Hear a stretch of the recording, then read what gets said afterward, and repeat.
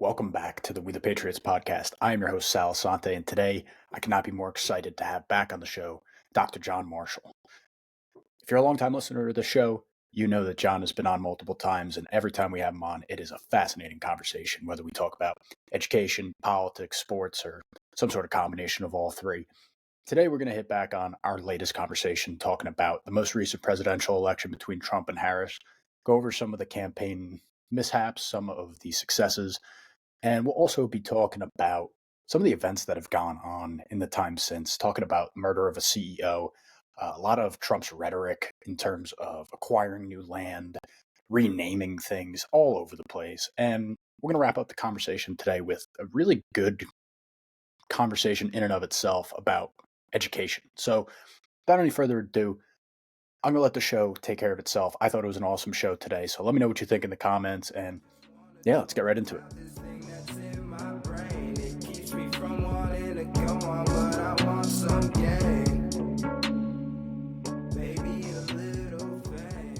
Mr. John Marshall, it is great to have you back on again. Dr. John Marshall, I should say. Our last show got onto the top 5, and I thought it was honestly one of the best interviews that we did. Not even just we the Patriots. I thought it was an awesome interview. So thank you again for coming on. Of course, it was a great conversation, and looking forward to catching up. Yeah, so since we were last on, Donald Trump actually did win the election. We were definitely not so sure about the trajectory of things back then.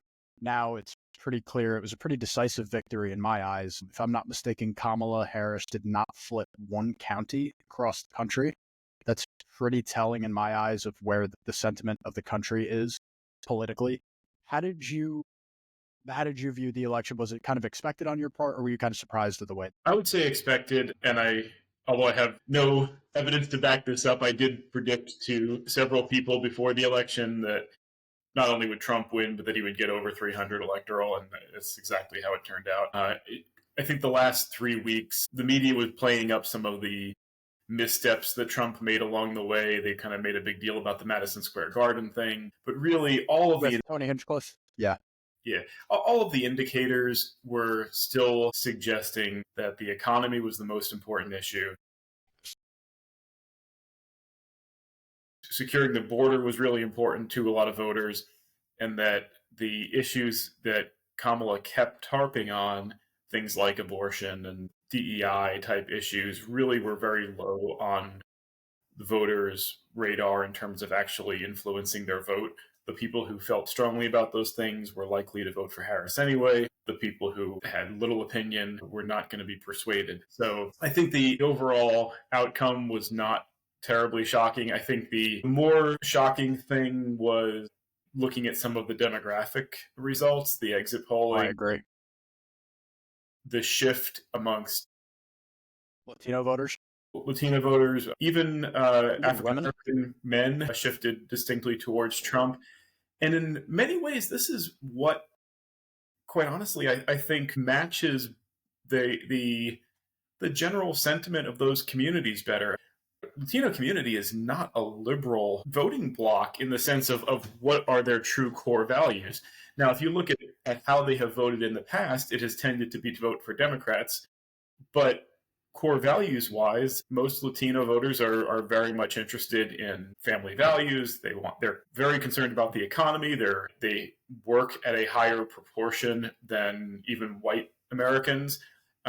These are people who care about economic trends and all of the same issues that would really put them into a camp that would value financial responsibility, lower taxes, more opportunity, and that was the Trump message. And so it really is not shocking that as a voting bloc, you saw some movement towards the conservative side. And I think it'll probably continue. And that is not unusual in the sense that as immigrant groups have moved into this country, general trajectory has been moving from a party that, whatever party it was at the time, a party that sort of appeals to, hey, we're the party of the immigrants, to a party that more closely aligns with their values. And often that's from more liberal / progressive to more conservative. And so maybe we're finally seeing some of that movement. I think some of the, I know you already mentioned it, but I want to go back to it because we talked about the Latinos, but the interesting one for me was the black male vote. And I think one of the biggest driving factors in that was I know Kamala did it a little bit, but who you noticed the most and who got the most play, or I should say the most virality amongst the media and even social media, was Barack Obama talking directly to black male voters and saying, if you do not vote for, and I think this is literally his words, so come at me if I'm wrong, but he said, if you don't vote for this sister, you're not a brother. And that really, to me, if I was any sort of voter and somebody talked to me like that, like I have to vote this way because of the color of my skin or how I look or whatever, that would be very distasteful. And I would really have a hard time pulling the trigger for that candidate. So that was interesting to me to watch.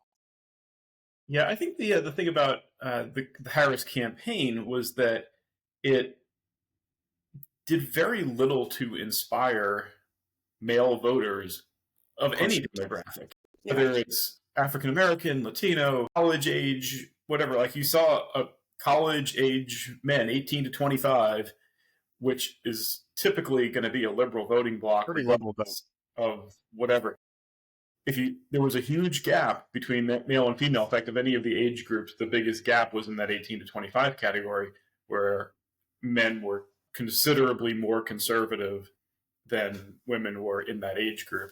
And a lot of it was, if you look at the Harris campaign, a lot of the media kind of talked about this being some type of hidden misogyny. I don't think that's really what it was. I think a lot of it was the style of the campaign and what they were pushing in terms of agenda. I think Trump certainly presented a much more, if you will, masculine kind of an image, but the Harris, it was just more middle grounded, to be honest with you. It was just more middle grounded. More people were able to pull the trigger for him, whereas you had to be in this little niche group to vote for Harris. That's just how I view it. But yeah, I think like the whole idea that, well, like we're going to bring in Tim Walz and Doug Emhoff and say, oh, look, there are men on our side, and the whole like, what was it, white dudes for Harris approach, where you have that absolutely ludicrous campaign ad with these guys talking about, I eat carburetors for breakfast or whatever.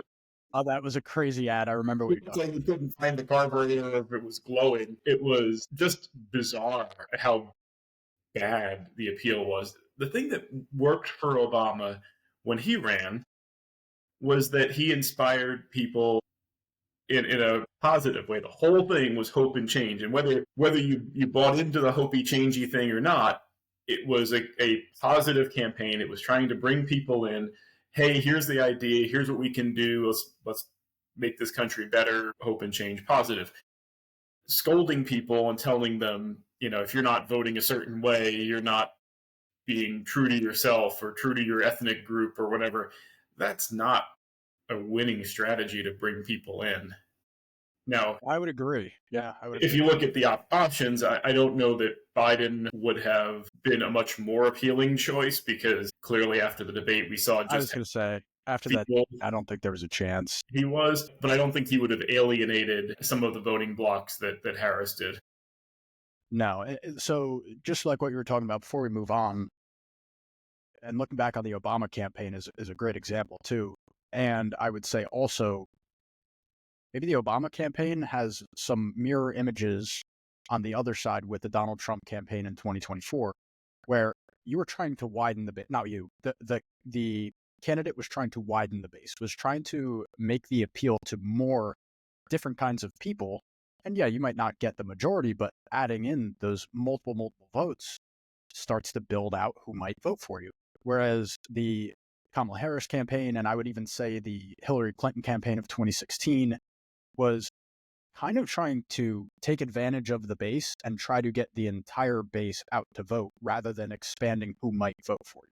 And I think that that's a mistake. If you're not letting every type of American make an argument for you, if it's only specific kinds of people demographically, whether it be women, a certain race, or any sort of combination of those two, maybe it's by age block, I think you're narrowing down your campaign too much. And there's really, social media drives so many people to the polls now. You need to try to capture people of every demographic.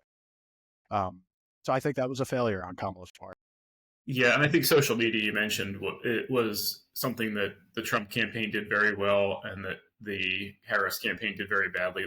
The whole Joe Rogan thing was, I mean, obviously the most visible aspect of that, where Trump and Vance made an effort to go there. Harris kind of did not. But on the other hand, you had a lot of other lower profile social media influencer kind of appearances by folks on the right and relatively few by the left. And the things that Harris did eventually go on, the Who's Your Daddy or whatever thing, like Your Daddy podcast. Yep. Yeah, whatever it was.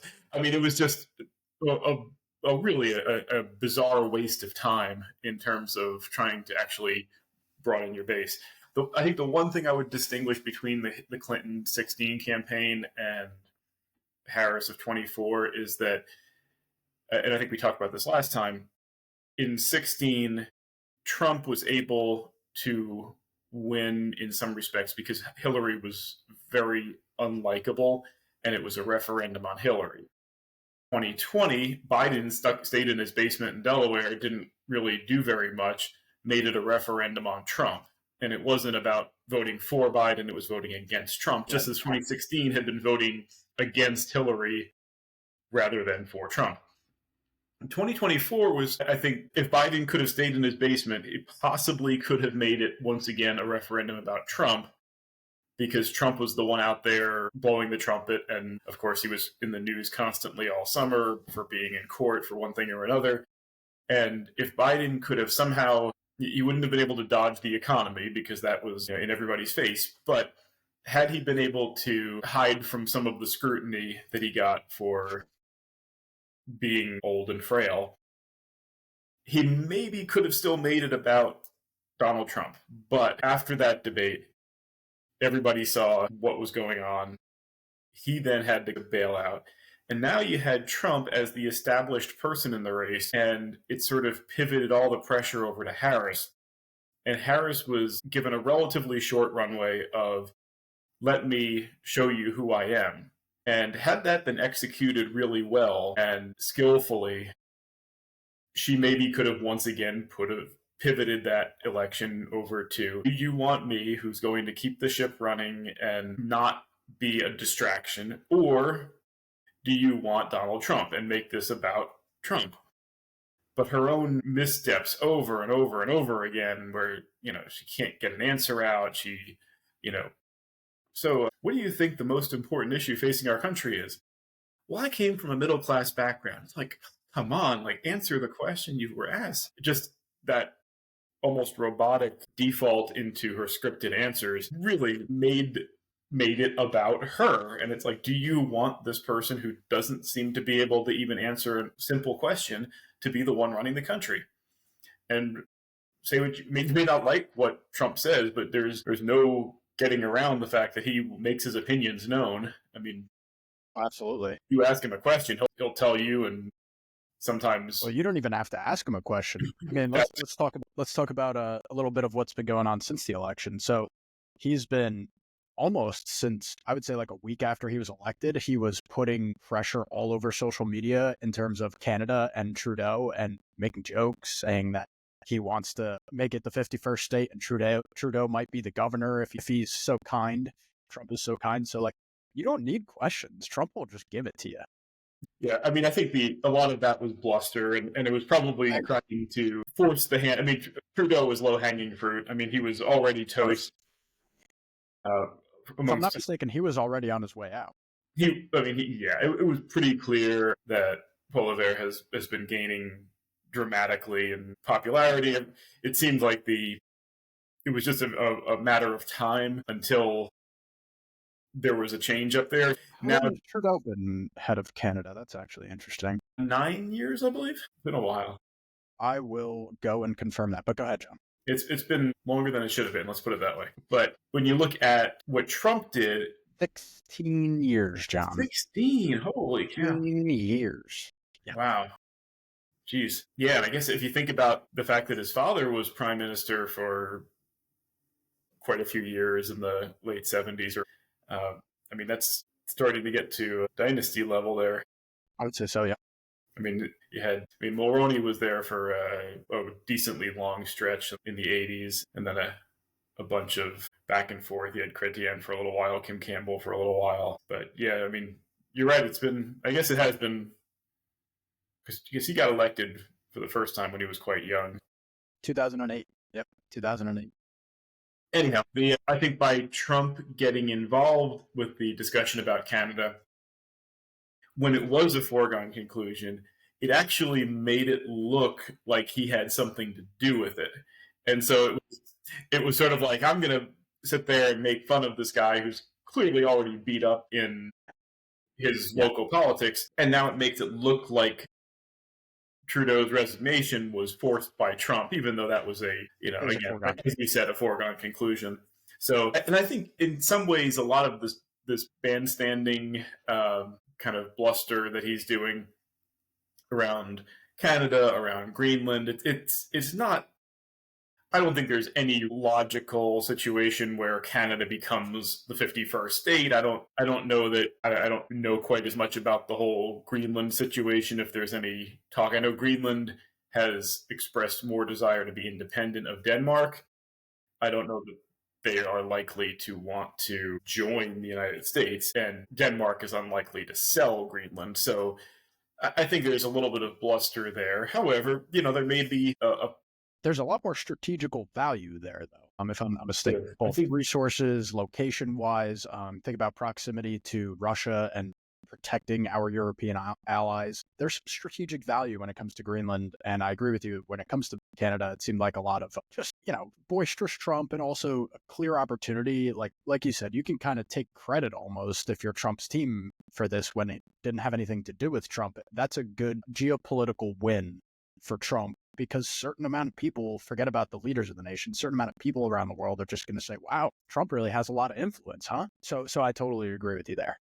Right. And clearly, if Trump has a friendly Canadian government to work with, assuming the Conservatives take over, which it looks like they will, then now you could really make much more of he's always had a dim view of NAFTA, and this would give the opportunity for much more of an American-Canadian alliance around trade that preserves some of the good aspects that came out of NAFTA, while also, preventing some of the more negative externalities. I mean, it was never about American jobs fleeing to Canada. That was never the problem with NAFTA. No. So there's a way to come up with a bilateral open trade agreement if you have a friendly Canadian government that might take us away from some of the parts of NAFTA that were not favorable to the United States.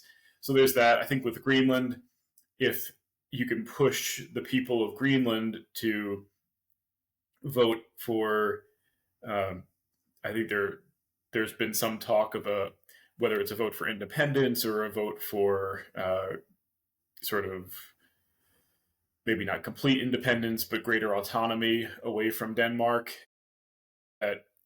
Then there's a greater potential for the U.S. to not necessarily take over, but to establish, again, a trade partnership, to look at some of the mineral wealth of Greenland and make some agreements there, possibly do a military base situation. There's things that could happen, particularly because now there's there's an airport at Kangerlussuaq that is now pretty much unused because they just opened the Nuuk airport. That previous Kangerlussuaq airport could very well be a strategic military base because it's very much not used at the moment. So there's some opportunities there that Trump might be eyeing. I don't know. I mean, it's hard to know what. You never know with him. With him, you don't know what's bluster and what's actually higher level chess. But there's at least some. I don't think this is just wild ravings of a delusional old guy. I think that there's a strategy when it comes to Greenland. Yes. So how did you feel about this one's a little more funny to me, and I think it leads into a different discussion that I wanted to have. But how did you feel about Trump coming out? Did you see his statement on trying to turn the Gulf of Mexico into the Gulf of America? I really didn't. I saw the headline. Okay. So his statement was essentially the Gulf of Mexico should not be named as such. It really should be named the Gulf of America. And I'm paraphrasing here because there was a lot of Trumpian language in there. But by the time he finishes what he really meant, like the main frame of what he was saying, the rest of his message was just bashing Mexico for illegal immigration. So to me, it's really just funny. There's no real value to changing the name of something unless I'm missing something. And to be fair, I would say that the Gulf of America, or Gulf of the Americas maybe, makes a lot more sense than the Gulf of Mexico. But that's purely just for face value reasons, has nothing to do with strategics. And I just thought it was funny. The rest of his speech was literally just bashing Mexico for allowing our southern border crisis to continue. My guess is, I mean, that's just, I think in some respects, there was an old axiom that one of the best ways to demonstrate absurdity is by being absurd. And yeah, and I think that's kind of what that falls into the category of. I don't think it's realistic. I mean, just literally just changing different way to change maps and how they refer to something, it's not likely to happen. I think, if anything, it's just the absurdity of like, hey, I'm going to point out how ridiculous it is, or how ridiculous it might sound to change the name of something that's been there forever. Right. But maybe to make the point that we are pushing an America First agenda, and so that's what we're all about. Right. So going into a little bit of illegal immigration, because I hadn't really gotten a satisfying answer, I guess, to myself. But do you see Trump heading in the direction of mass deportation, or do you think that it's going to be more of holding to attempting to deport criminals, which you have to distinct the differences, I guess, because anybody who crosses a border illegally is technically a criminal.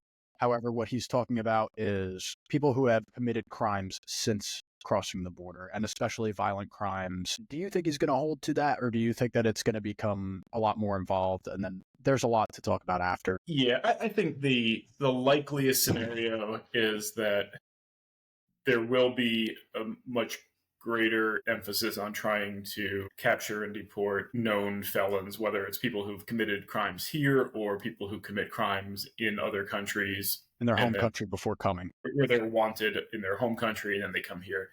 I think that is, in fact, they have the whole Lakens law that went through the House, and I think it passed, but I think there was still like 157 Democrats that voted against it. And what that basically said is like, if you have somebody who is a known felon who is here illegally, do not just release them into the streets, which should just be common sense, mind-numbingly obvious to everybody, and yet you still have 157 Democrats voted against it.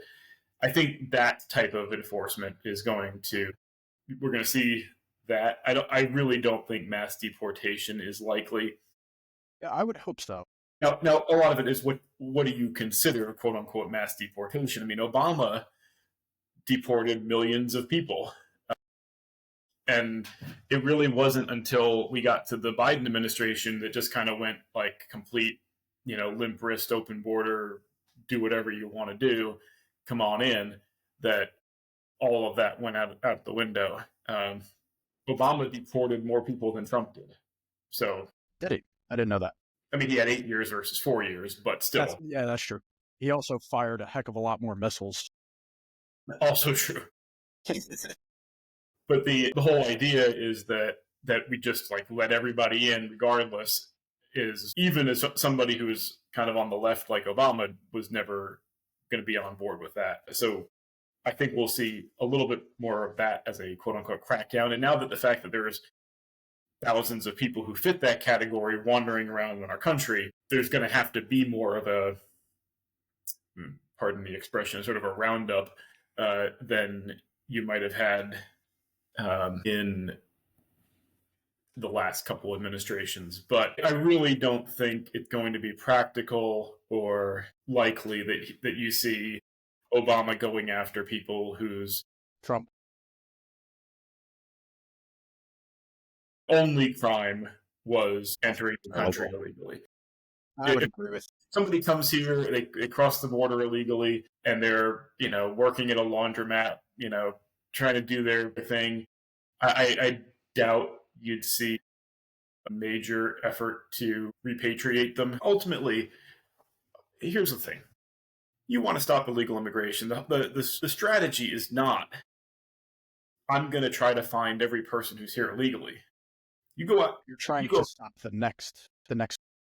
No, no, no, no. You just establish very, very significant and harsh punishment for anybody who employs them. You tell a company or a farmer or any business, okay, landscaper, if you hire anybody who we find out is undocumented, your fine is going to be, we're going to take the amount that you should have withheld in state and federal taxes and FICA, multiply that times 5, and multiply that times every person we find that's illegal working in your workforce. There is a small issue with that, though, and I will speak on personal experience because I've gone through it. As you mentioned, landscaper, but that's literally what I do. So, Pull it out of it. but you do have a very specific problem with that, and the problem with that is that most companies are not running like under the table operations anymore. It does still happen. I'm not trying to say it doesn't exist, but most companies are above water doing their things, and ours is one of them. The business that I work with every single day, family business. Right. And I think if you're issue is you'll have people got and if you can document, hey, I did the paperwork the right way, and they showed me their green card, or they showed me this, and we right, filled. well, that's the problem. And then if it turns out that they forged their green card or whatever, then all right, we understand. But at least if you kept records and I've got copies of everything and make an effort, I think if the enforcement though comes down hard on people who are not trying to do it the right way. And again, That's fair. not to say that That's something fair. couldn't fall through the cracks, but if you're not even trying to do it the right way, then we're going to come down on you. And if you look in, I mean, certain industries, farming, particularly in California, Yeah, I so mean, we could talk about that. That's very they're specific, but that very would be labor one of intensive. yeah, so I'll finish my point because you Mhm. pretty much finished it for me, but the biggest issue with going after the employers is that a lot of the employers actually do it properly, and it's the actual employee, the person themselves who is forging documents, making it seem in all appearances that they have the proper, social security number, everything checks out, they do pay taxes. So in most cases you probably wouldn't be able to go after the employer. But now let's talk about farming, because this is where I think that Trump is going to. If I could just throw in there, if you then prove that that employee forged documents or came up with stuff, well, now they've committed another crime in And it addition to probably entering. removes responsibility from the employer. Yeah, so I think the people who are coming in and actually quote unquote doing it right, are not the ones that you're going to go after here. Right. And then, so now if we talk about farming, this is where I think that Trump is going to, I'm not going to say which way he's going to go because we're going to have to see how it plays out.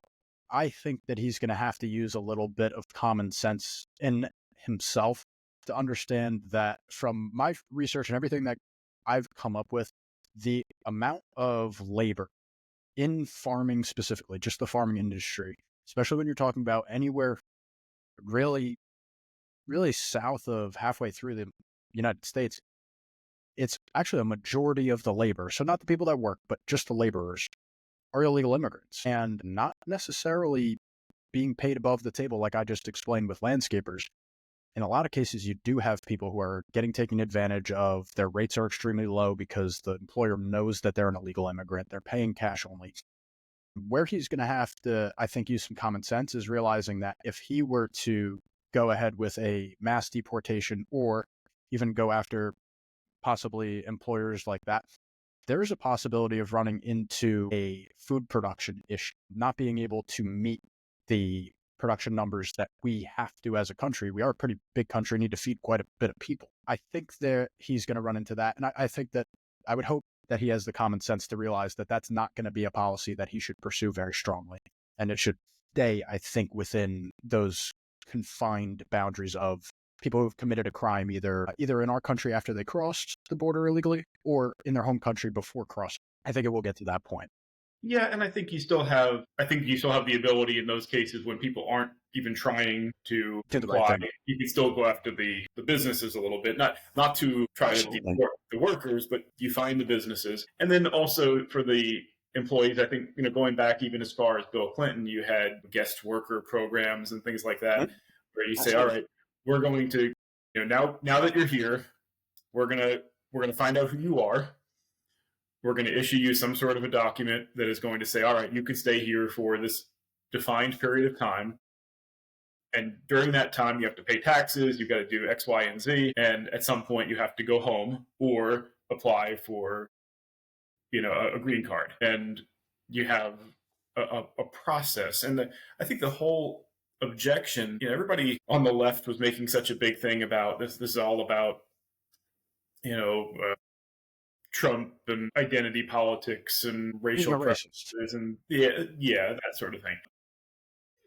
It's just about follow the process. Like it's I agree. if you, I mean, as folks on the left are always very quick to say, we're a nation of immigrants. Most people came here, whether it was from, you know, Italy or Ireland or you know Germany or wherever, Nigeria, Somalia. It doesn't matter where people came from, but if you come in and whether it was through Ellis Island back in the day or more recently, where you go through a process of obtaining a green card or an H-1B visa or whatever the situation was to come into the country, you follow a process, you do it legally, everybody knows who you are, how you got here.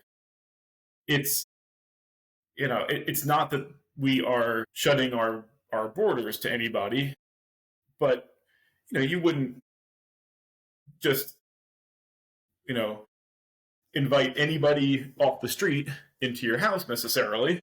That You was going might to be my say, next point. Yep, exactly. tell me who you are, what's your situation? And it's like, all right, hey, I'm a single mother and I'm running away from my village where people murdered my husband, and I want to try to find some place where it's safe for me and my kid. And you might say, okay, you know what? That sounds like you might need a helping hand here. We'll take you in the sense of a country, we're going to call you a refugee.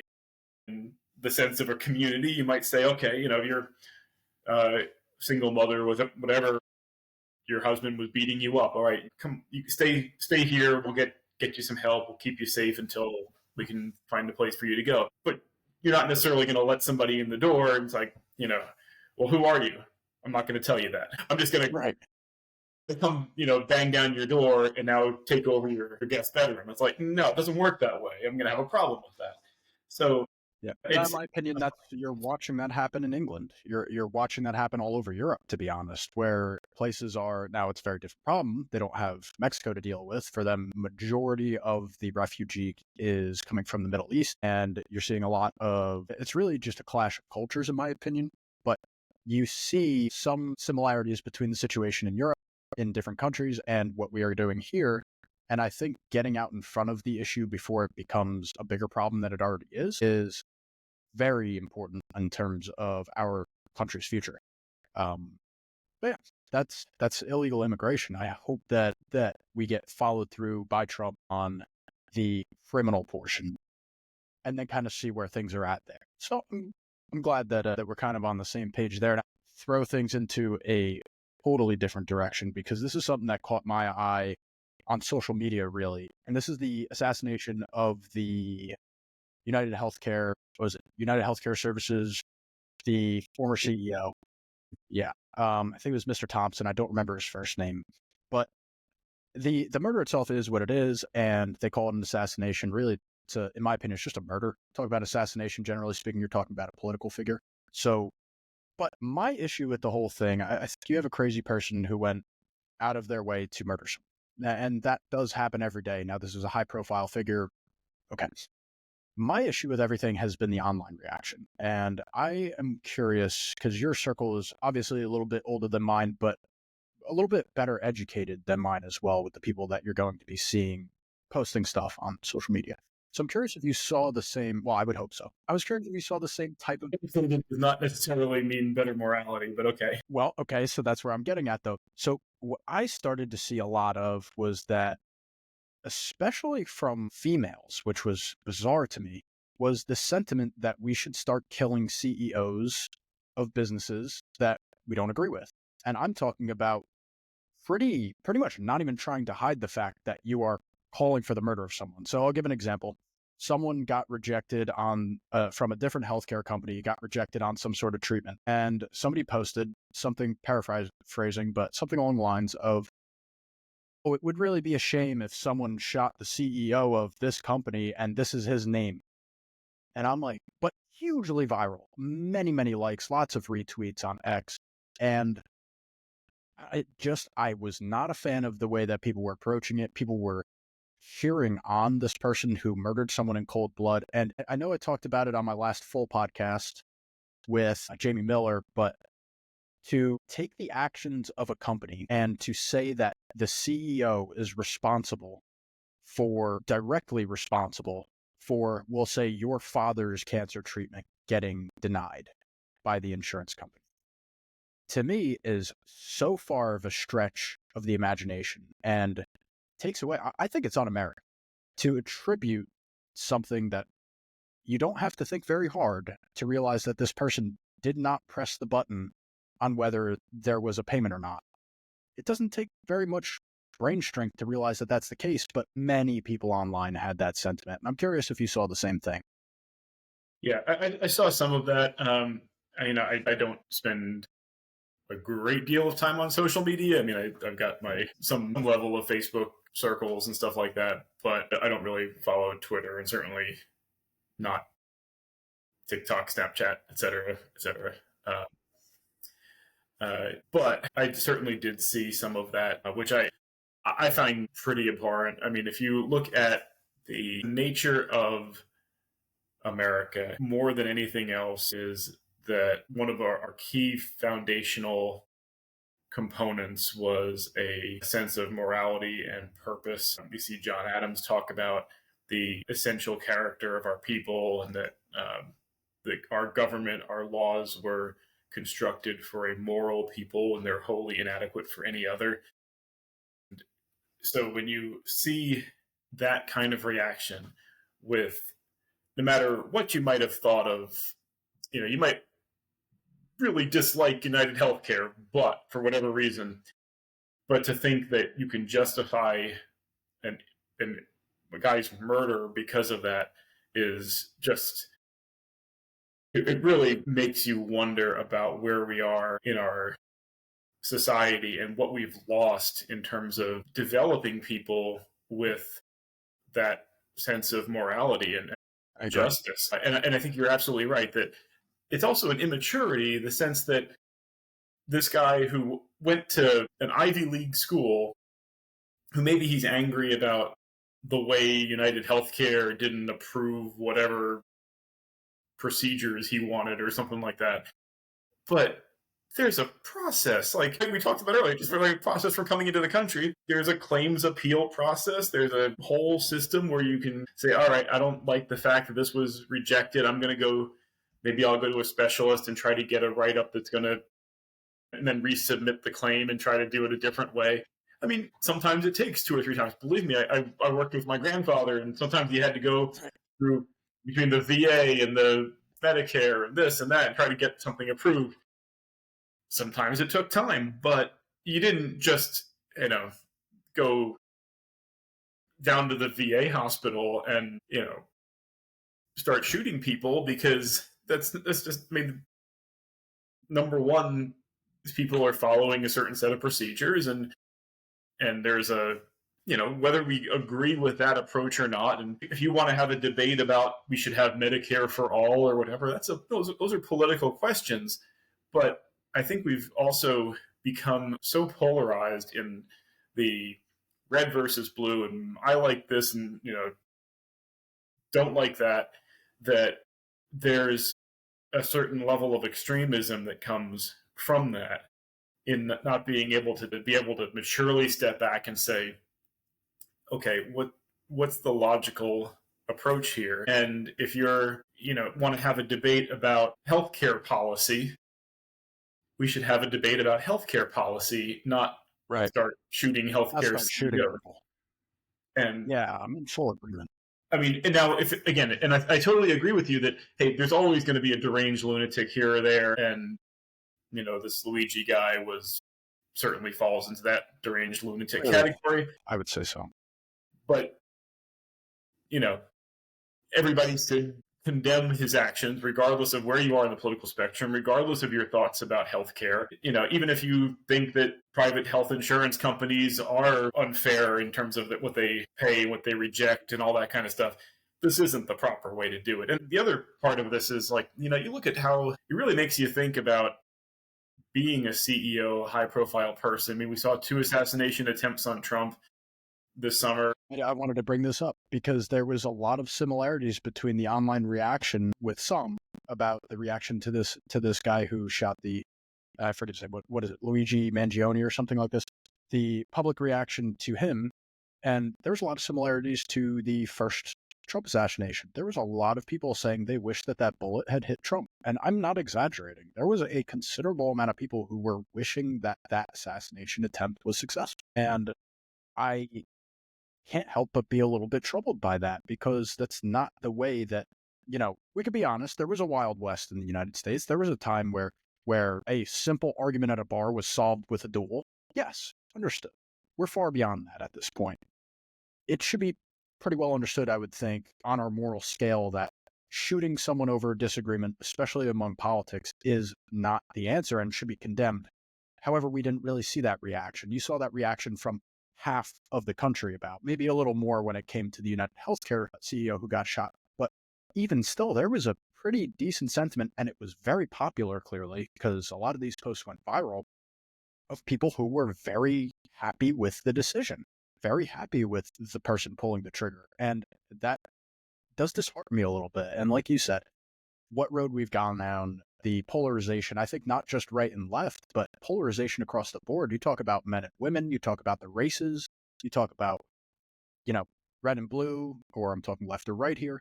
There's a lot of different ways that American society has been polarized. And I think if we could do a little bit better of a job as American citizens to take a step back and realize that, it would go a long way in terms of fixing some of the public discourse that we see nowadays. Yeah, and I think the one thing that is hard to quantify is how much of the population holds these extreme views, because social media and even regular mass media, I mean, you look at these like whack jobs on The View and stuff like that who have a platform, but who I really don't think speak for a very large percentage of the population.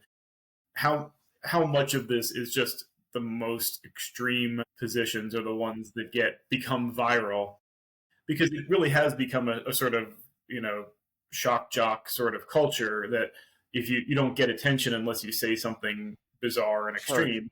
So therefore you have to say the most inflammatory thing, because it's almost like you're going for clickbait quotes and headlines, because that's the only way to get the views that you need. And so you encourage people to be crazy, to be extreme, rather than sitting down and reading a New York Times article or a Wall Street Journal article that's going to present both opinions and refer to everybody as Mr. Thompson and Mr. Mangione and whatever, like in a more measured, respectful way, and to really acknowledge what the factors are there, rather than just coming out with these crazy, radical reactions. So I think that everything is somewhat amplified because of this constant media and coverage that we get. I really don't think, at least I hope, that the actual percentage of the population who might say that shooting a CEO is a good idea, I'm hoping that's a very, very low percentage. I agree. And that the people we would see on social media making those comments, like you see one or two of them and you're like, oh my gosh, do people actually think that? Hopefully the people that are saying those things or retweeting those things are maybe a very vocal fringe minority, and that the vast majority of people are going to be,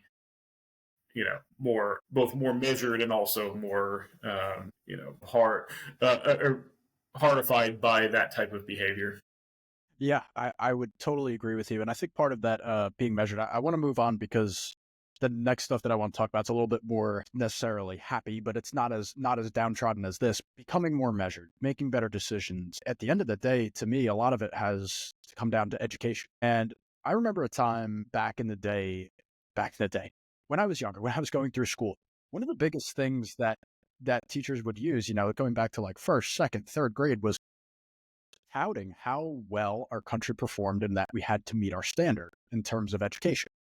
And over the last 10 to 15 years, you've seen our numbers, our rankings in terms of global education standards really slip. I believe, if I'm not mistaken, when I was younger, it might have even been before I was in school, we ranked in the top 10 in nearly everything. Talk about just reading comprehension, mathematics, science. We were very well within the top ranking countries. And now I don't know if out of those three things I mentioned and many others, I don't know if we're in a top 10 category at this point. Now, do you see, for anyone who this might be your first time seeing John, very well acquainted with the education field, man has been a teacher at not almost every level, at most higher levels, talking about high school and college as well. Do you see a path to return to American greatness when it comes to education? And if so, what does that look like? Yes, but we are a big and complicated country. And so the bigger and more complicated the country, the more the pull is to the middle and in some ways the mediocre. You might have one school district doing fantastic things and having great test scores and all that. That doesn't even make a blip in our national performance because it's just one little school district.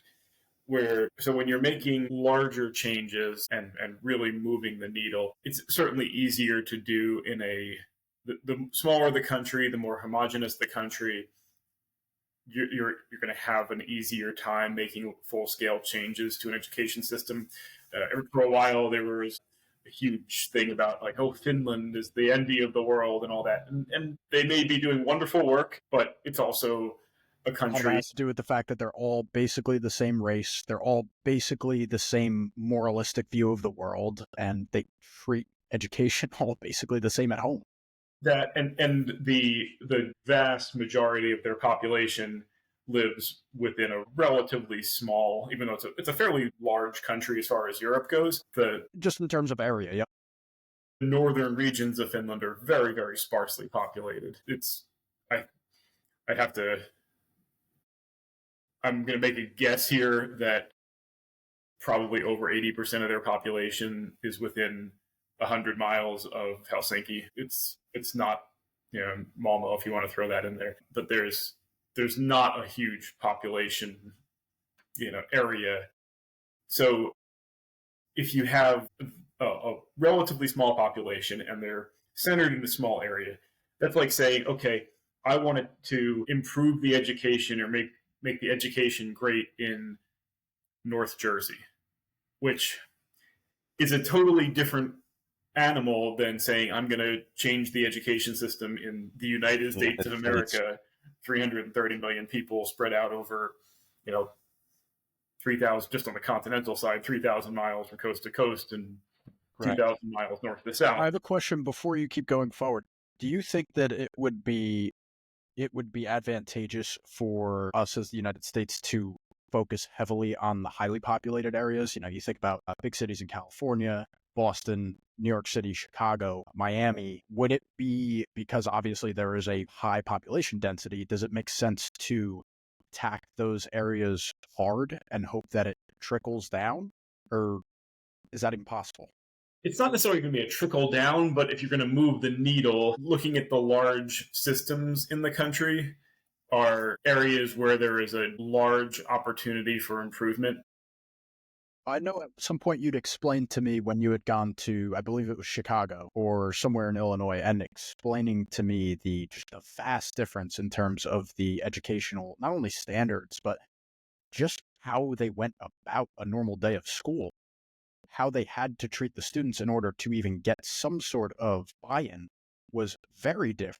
Well, so to get to, we'll take the first question there about the do we focus on the urban areas right now? If you wanted to improve America's, like, okay, first of all, I'll say that some of those things like the the international proficiency tests where they rank countries, those can be a bit misleading. But that said, if you want to move the needle on larger parts of the population, you're absolutely right. The biggest bang for your buck is going to be to go to the biggest school systems. I think it's something like 1 out of every 30 students in the country, in the entire country, is in New York City public schools.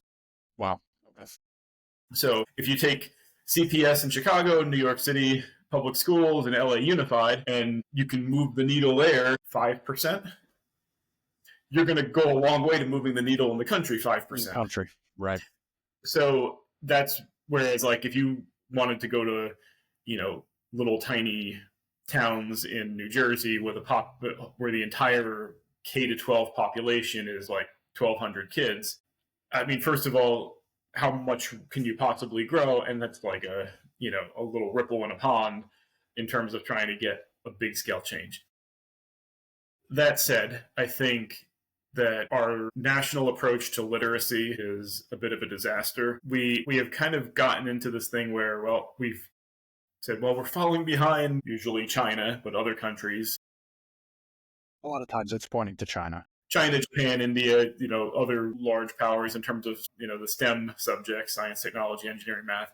So we need to do more of that. And we are graduating high school kids who are going to good colleges, who absolutely cannot write or read at a level that is even remotely what you would expect. If you look at what was expected of a college student, say in the 30s and 40s, the level is just totally different. Now, in fairness, in many places, algebra might have been the top high school math at those times. And obviously we have blown past that. Right.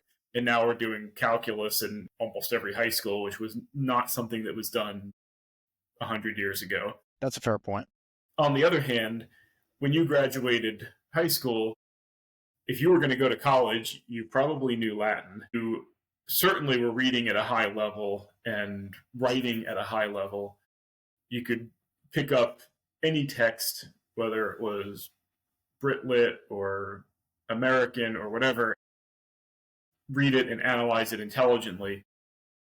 I mean, you read, I know someone who's now a PhD who, if you get like a thank you note, it looks like a third grader wrote it. I mean, it's just, are you kidding me? Really? And it's just not, it's not because of a lack of thought or anything like that. It's just, that's the ability. Writing. And I mean, I see it in doctoral classes that I've taught where I actually was very lucky. I had one of the first classes in a doctoral sequence. So my class was one of the very first ones that students entering this program got.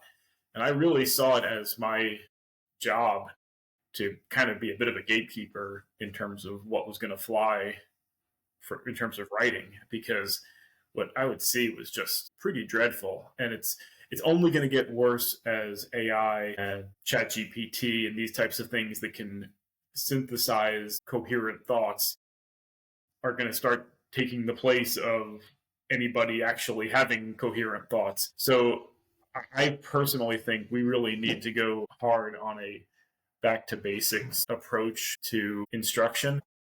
Not that our students shouldn't know how to handle AI and be exposed to it, but I'm saying, like, maybe that plays in the STEM fields, maybe that needs to come away from, writing and that. And if you're a teacher, and it's a lot harder. I will say this, it is a lot harder. But if you're a teacher, teaching history, for example, your final exam or your unit test really has to include a pen and paper essay, no phones, no devices. Don't make them type it because now you got the devices open, whatever. Write your answer on this page, something that you yourself thought of, and then actually have teachers who take the time to grade it and look at it. And if they're not seeing understanding, to then... I feel like you just said is extremely important as well. There's a lot of blame to be put on the students and possibly the companies developing this AI. There's a lot of blame to be put on the teachers too, who are totally fine making sure that it's a Scantron or something that can be graded by computers so that they do not need to. I can't tell you how many teachers I had going through even high school who would complain to me about having to grade papers. So why are you giving me a paper if you don't want to spend the time grading it? And I'm not saying that like I don't want to write. I'm saying that why would you complain to me that you have to do a job when you gave me the assignment, right? And I can only imagine that's gotten worse. Yeah, and I will say, I mean, I have grumbled on occasion about having to grade papers too, but that's kind of, we all grumble about our jobs, but it doesn't, Of course, yep. but it doesn't mean I'm not going to give the assignment, because I think it's Right. really important that Right. somebody can actually articulate in words their understanding of a subject, because there was a point a number of years ago where there was a big push towards setting up your educational system around what they considered to be enduring understandings that connect to essential questions and checking for understanding. And when it started off, it was well intentioned, I'll say, but a lot of it had to do with these like frequent checks for understanding, which have now largely been automated into exit tickets through Kahoot and things like that, that are Right.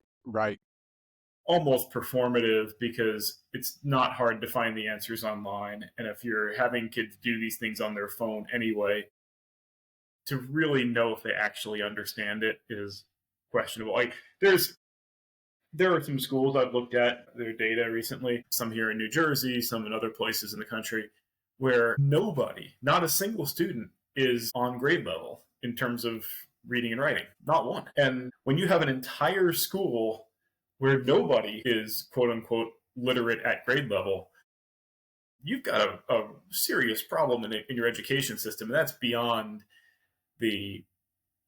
all the other factors. I mean, you can say, hey, look, well, there's neighborhood factors, um, social reproduction, all these kinds of things that are, if you're an academic, you can talk about these theories left and right and, wring your hands over them. To say that there is not a single student in that school that has the desire to learn, and not a single teacher in that school that has the ability to teach to the point where you can at least just make the bare minimum proficiency, is really an indictment on our system, on how we are going about education in general. And so I think that there has to be changes. Now, where you're seeing disruptive change is in places where you can get away from the more institutionalized systems. You see charter schools, and there are some wonderful charter schools and some really not wonderful charter schools. I've been involved in closing some charter schools because they're bad. But there are some good ones that are really making an effort to beat the odds and to offer better opportunities than the public system in that particular city that they're working in. You also will see, I think now with technology, you're going to see things like homeschool cooperatives and virtual classrooms that are going to, in some ways, displace some of what's going on. Now, whether you still have the social component of showing up and going into a school building, okay, but I think the notion that you need to have calculus taught by a teacher who's in that building, which means that in the most remote little corner of somewhere, I've got to find somebody qualified to teach calculus. And if I can't, well, then I'll just have somebody who probably knows algebra pretty well, but really isn't qualified to teach calculus. Well, they're going to teach calculus anyway and do it poorly. I think that's going to kind of start going by the wayside, because you're going to have options for students to learn things like calculus or certain foreign languages virtually or through community college outreach programs where students can get dual credit. We have dual enrollment. There's a lot of options out there for better instruction to occur even in difficult to staff places. And I think that we're going to see more and more of that. I think that the large public districts, unfortunately, which have the biggest number of students, you're at New York City Public Schools, you're LA Unified, you're CPS, those are going to be the slowest to adopt a lot of these reforms, because the bigger the institution, the more rules, the more procedures. But the more employees that you're going to displace if they're not meeting standards. Right. You can be really nimble if you're a little. In fact, a mutual friend of ours just married a girl from Missouri, and her family all attends a very, very, very small Catholic sort of co-op school where they go to a physical school 2 or 3 days a week, and then the other days they work on virtually from home. So it's a kind of a homeschool hybrid into a physical space type of an environment. And I think they may very well end up with a better education than the school district they might have otherwise gone to. I think they're probably doing it because they want a faith and values experience, but there are lots of things that you can get out of a smaller, more targeted school system, whether it's if you want to be focusing on STEM fields or if you want to become a computer programmer. You're saying like a narrower field? Yeah, and if you look at other systems around the world, Germany, for example, has up until fairly recently, but they're still a bit of a lingering process for this, is that everybody kind of starts in elementary school together, the kindergarten concept, if you will. And then you go to a primary school, and then there's like a great sorting that occurs, and the most academic students will go to gymnasium, which is the sort of academic track high school. But there are technical school options. There's 3 or 4 other pathways where seem like a medical kind of pathway. A true doctor would probably be in the academic track, but Gotcha. somebody who wants to do maybe nursing might be in a different track. Somebody who's going to be a plumber or an electrician, they might be in a technical school, but various vocational trades. And so they actually start sorting. We do this thing where we have everybody push through high school. Maybe you have, upper level, lower level classes, honors and regular, whatever. But then everybody gets this high school diploma, and now it's like, okay, now go do something. And increasingly, we're pushing everybody to college and saying, okay, everybody go to college. Even if your real desire is, or your most likely career path is to go into a building trade, for example. Be a plumber. Yeah. And when I think maybe because our school system is all focused on academic education, there's not enough people out there saying, hey, look, there's a shortage of plumbers and you can make a really darn good living, 6-figure income as a plumber. So, well, I'll share a personal anecdote there because it's unfortunate what's happened to us. And to be totally fair to our viewers here, and obviously you know this, it's not like trade schools don't exist here in the United States. However, in my personal experience, when I had reached the age, I believe it was my sophomore year of high school, where that decision had to be made. Are you going to go to a technical school? You could do it even a split day where you come back to Montville for your regular classes and you do a technical school for half the day. I was very interested in this program. And the whole reason I didn't go was because my counselor at the time, this is a quote, or at least close enough to a quote. It's been a while. You are too smart to be putting yourself into that situation. You have too much potential. The colleges that you are projected to get into, you will not make them if you go into this technical school.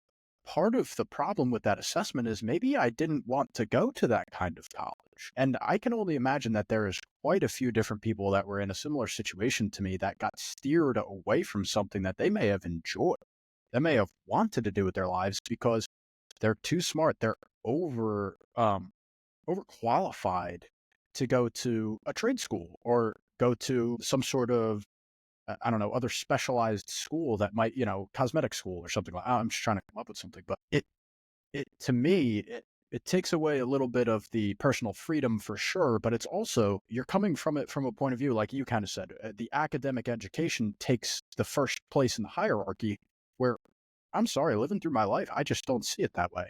You could be a doctor and you could make 200, 500, maybe even $1 million a year. You could also see a business owner make 30, 40, 50 million a year, maybe even $1 billion if you're talking about someone like Elon Musk. Why should you steer someone away from their passions? And I hope that as a country, we can get to a place where we're pushing more people to something they enjoy, because odds are they're going to be happier. They're going to perform their job a lot better if they enjoy it. Realistically, our economy is going to function more properly, I would think. But I think there's also a bit of unrealistic. I don't want to put all of the blame on schools and counselors, although I think there is a fair measure of blame to be pushed there. But I think too often we've missed the point when we start telling people, keep your options open, go explore, go to college and take a bunch of classes and, maybe take a whole bunch of core classes and see what speaks to you and all that. It's like where in a generation or two earlier, where a high school diploma was the highest education a lot of people were ever going to get. The focus was, okay, well, what's going to get me ready for a career and for a job? And then much of the learning that now takes place in college would have taken place in sort of an apprenticeship type of environment, a low level job in a company. But you get hired by, I don't know, IBM, let's say, and then you make a career, out of working your way up the ladder and putting in your time, and eventually you learn enough about the business that your knowledge exceeds anybody who would have come out of college with a fancy degree, because you've been there and done that for so long. And now I think we have this thing where we've extended childhood by infantilizing what are really adults. I mean, the way we treat high school kids in many respects, kids who are 17, 18 years old, go back to our grandfather's generation. These are kids who were fighting in Europe and the Pacific, who often were signing up before they were even technically old enough, because they wanted to make this decision to defend their country and were perceived and treated as adults. And now we have parents wanting to go to, conferences with professors in college, where you have freshmen and sophomores in college and their parents want to sit in on academic meetings. And it's like, what are we doing? And so and I think a product of that is also, you have a much often delayed vocation to whatever career you happen to want. A lot of people bum around for many years before they figure out what it is they want to go do with themselves. And it's one thing to sort of joke about that and say, well, one of these days I'll figure out what I want to do with myself when I grow up. But it's another thing to actually really not have any sense of what you're going to do when you grow up. And I think that we've also lost what I think is one of the really amazing things about human beings, and is that what you do for a living may not define who you are as a person. You might be somebody who is for example, you might be a psychologist by training, but you also may happen to be a very gifted musician, and that your real passion is music. Absolutely. Or, you may be somebody who works as a plumber, but you might enjoy painting on the side, and that's a passion and a hobby. We've sort of lost that ability to produce interesting people. Yeah. And I say that, I mean, you go to a lot of like cocktail party type settings, and there's a lot of one-dimensional people out there. And I say that, and when you find somebody who really is unique and interesting, catches your attention, and it's become the exception rather than the rule. And I think a lot of it has to do with the fact that we don't have as many opportunities to get away from the sort of the structure. Well, the social funneling that occurs in sort of, this is how you're supposed to, you're supposed to elementary school, middle school, high school, college. That, and also you're supposed to listen to this music and play these video games and read this handful of books that have been picked out for you by, who knows, curriculum at this point, or maybe your teachers or whatever, and watch these handful of movies because this is popular culture. I mean, you look at the movies that Hollywood is producing now. I mean, it's either reboots of things that have been done over and over again. Disney. As in Disney, or the superhero things which have been redone over and over again, uh, Iron Man 17 or whatever. There's not a whole lot of actual like Imagination, clear imagination. old classic, films that are going to make the AFI top 100 100 years from now. I mean, there's just not. And so I hope that we can get to a point. I mean, everything does go through pendulums Ups and and swings. downs, Yeah, absolutely. phases. Whether it's politics or culture or whatever. But I think you're seeing and things do tend to move um, in concert with one another. Social and political trends will sort of flow together. You're seeing, obviously, a little bit of a conservative swing in politics, Culture here, as well. and also I think you're going to see culture sort of go hand in hand with that.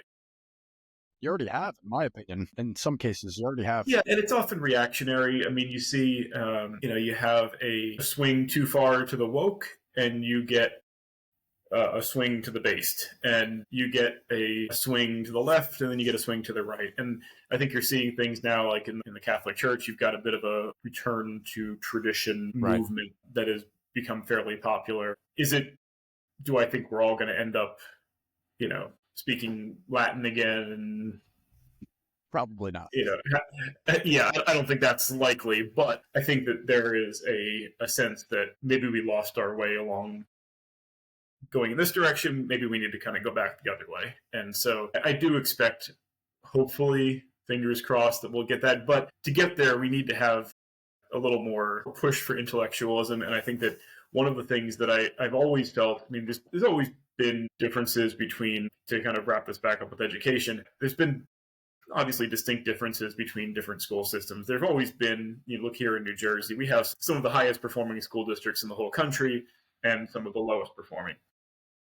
Those high performing school systems historically had pushed kids, allowed them to achieve, produced kids who were highly accomplished, who did a whole variety of things. And I don't know that that push for excellence is as strong as it was a generation ago, because I think there's been this notion of we need to, equity is more important than excellence. And I think that we need to kind of get back to the let's demand excellence of everyone.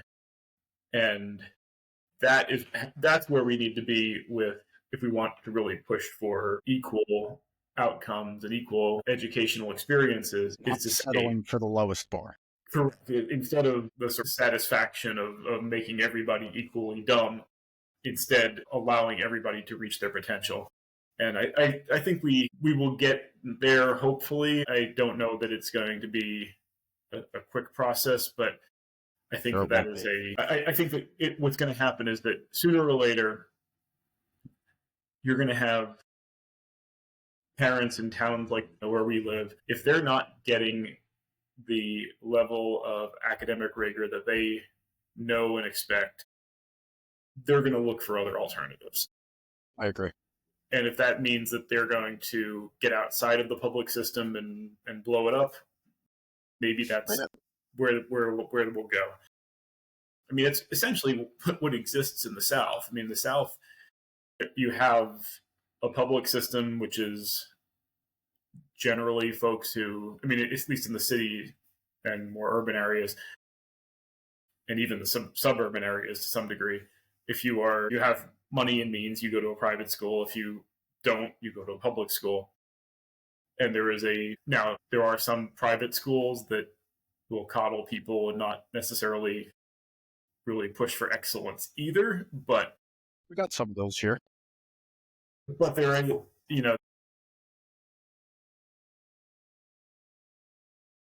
and generally speaking, I'm sure the standard is somewhat higher than average. Yeah. Well, I mean, hey, there's a point I did want to make. I feel like I almost lost it, but I'm going to say it anyway. There was a point when, if you had the opportunity to buy something that said made in the USA, generally speaking, you did it because you knew that was going to contain a higher quality than most places. Obviously, most of our stuff now comes from China in terms of commodities. And nowadays, you don't even get that option a lot of times. It's China Company 1 and China Company 2, maybe a Taiwanese company. And so I would love to see our country return to a, like you said, kind of striving for excellence, but not only that, striving to be proud of what we do and what we create. And, if we're not satisfied with the quality of something, well, let's do it ourselves. Let's not be satisfied with, whether it be a student, whether it be a product, whether it be a business. If something is not meeting our standards, let's change it.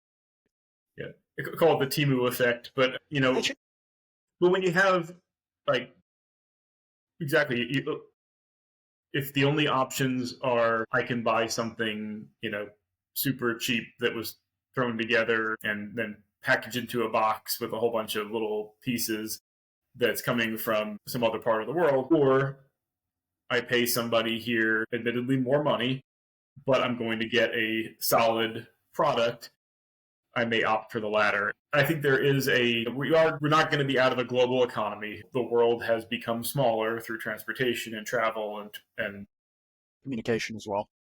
communications and shipping and all that.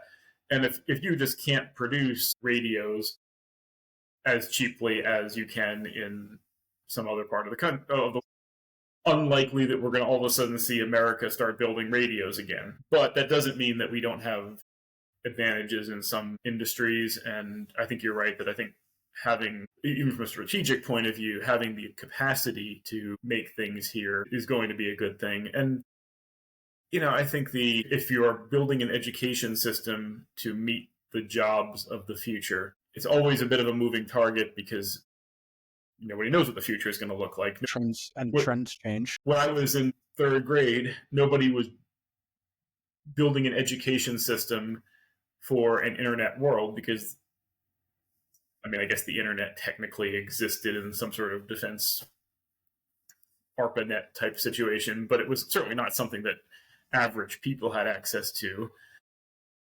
I remember it was a huge deal when the school finally got the Apple IIes and they took a classroom and made a little computer lab out of it.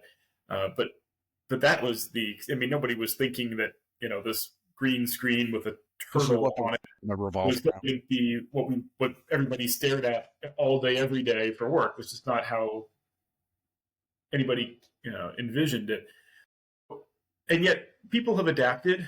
People my age aren't sitting there, unemployed because we don't know how to use a computer. We figured it out. We learned it as it came along. And certainly people who are digital natives who are a little younger than me are probably better at some things than people my age, but it doesn't mean that we're hopeless. And we'll learn and adapt if you have the foundational skills to be able to adapt. Right. And so that's why I think that's important. That foundational skills is where we need to get back to, because when you see whole classes of kids who can't read in third grade, you have a serious problem, because no matter what the future may be technologically or in terms of job market or whatever, if you can't read and you can't do math, then you really are going to be behind the eight ball. And I would say so. So I think that finding ways to push that early literacy and then to also not dumb down reading and writing as you get into the higher grades. To my mind, middle school is often a vast wasteland where kids regress for 3 years, and people have now just somehow been okay with chalking it up to hormones, as if for 1,000 generations teenagers didn't have hormones. All of a sudden now we just can't control somebody who happens to be in 7th grade because it's a phase. You know what? I had some teachers who somehow made 7th graders do a lot of work and write neatly in notebooks and learn something about life science, and it can be done if we actually demand something of students. I think my assessment of education in general, having worked in this field for 25 years, we demand way too little of kids. We ask too little of them. We demand too little of them, both on the expectations are so entirely way too low. Yeah, the input and output expectations are very low. And it's also, that's the biggest, if you want to look at where is there inequity in our system, the expectations of the AP track kids, and doesn't matter where in the country you are or what your race or ethnicity or background or national origin or any of that stuff is. The kids who are in the AP track who are designated as smart, we demand an awful lot of them. I mean, you ask a high school kid in a good school district who's taking AP Calc, AP Physics, AP Bio, AP Chem, AP Lit, that is a tough schedule, especially if they're being held to the actual AP standards and you're not just calling it that. But if it's a legitimate course, that is a tough schedule. On the other hand, if you're in the sort of general ed equivalent of, whatever, regular senior English. Probably be Algebra 2, I think. Yeah, or finite math or whatever, the general history, maybe not, instead of AP, you're taking regular US or taking one of those silly electives like global studies or whatever. I mean, the standards are so AP much. Human Geography. At least that's an AP class, and I have seen that done well, but I've also seen some just absolutely waste of time classes as well. And until we start demanding more of, and unfortunately the percentage of kids in that AP track is really small. It's like 10 to 15%.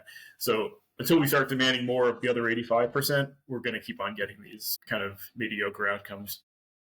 I couldn't agree with you more. John, I know you got to get out of here, so I will let you fly, but thank you so much for joining us again. I hope you all enjoyed the episode. Well, I'll have another one for you next week. John, hopefully have you back on at some point soon. This was great, man. Absolutely. Well, thank you again. We'll have baseball season to talk about, so. Yeah, we got to get you back on for that. Anyways, everybody else, hope you have a great week. I'll talk to you soon. I were the fucking state. I want to be something, not nothing.